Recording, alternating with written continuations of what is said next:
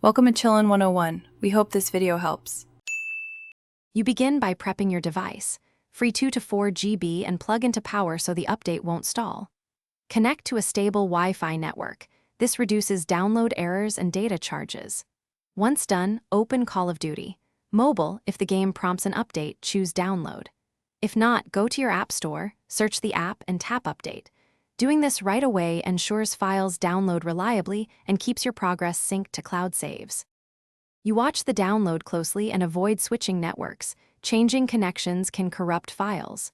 After the core APK installs Call of Duty, Mobile often pulls extra asset packs. Let those finish without interrupting. Make sure the game has permission to write storage and use network. This prevents stalled asset extraction. Once assets complete, restart the app to trigger final in-game patches and account revalidation. These steps finalize file integrity. You complete the process by opening settings in the game and confirming the version number. This verifies a successful update.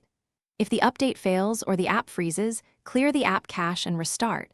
If that fails, reinstall the app, but make sure your account is linked so you don't lose progress.